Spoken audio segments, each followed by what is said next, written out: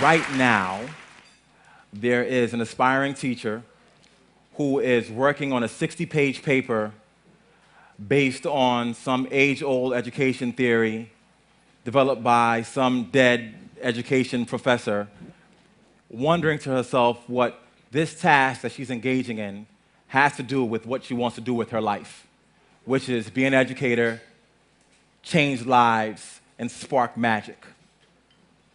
Right now, there is an aspiring teacher in a graduate school of education who's watching a professor babble on and on about engagement in the most disengaging way possible.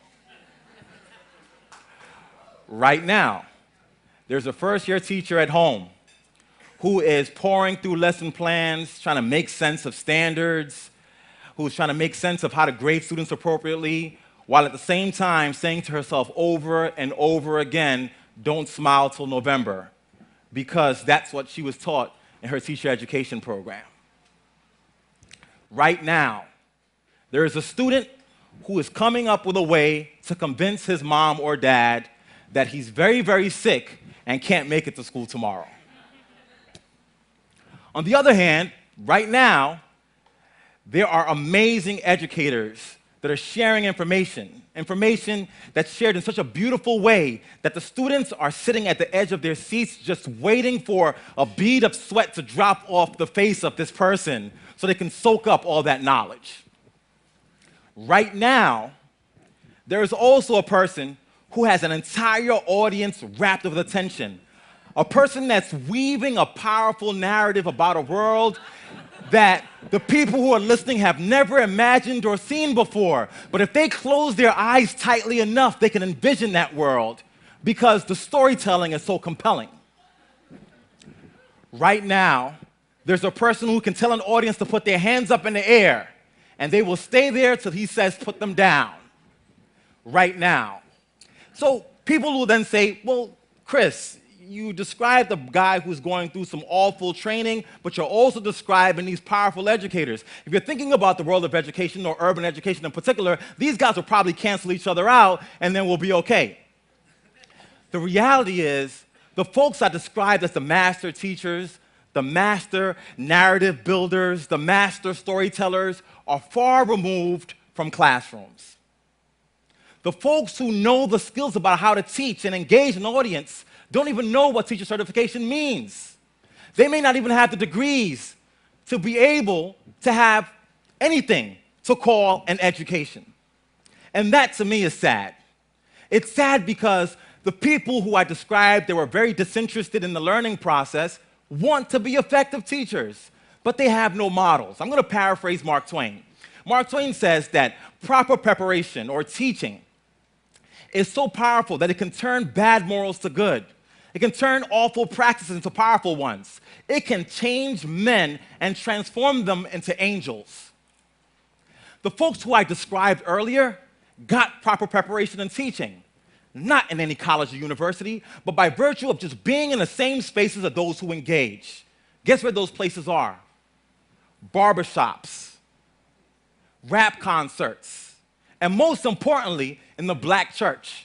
And I've been framing this idea called Pentecostal pedagogy. Who here has been to a black church? We got a couple of hands. To go to a black church, that preacher starts off and he realizes that he has to engage the audience. So he starts off with this sort of wordplay in the beginning oftentimes.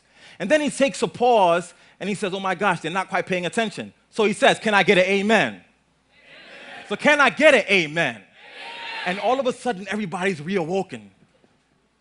That preacher bangs on the pulpit for attention. He drops his voice at a very, very low volume when he wants people to key into him.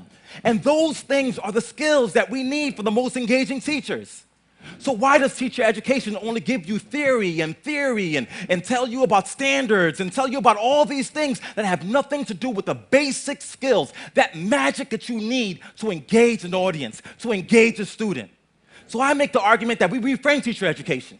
That we could focus on content, and that's fine. And we can focus on theories, and that's fine.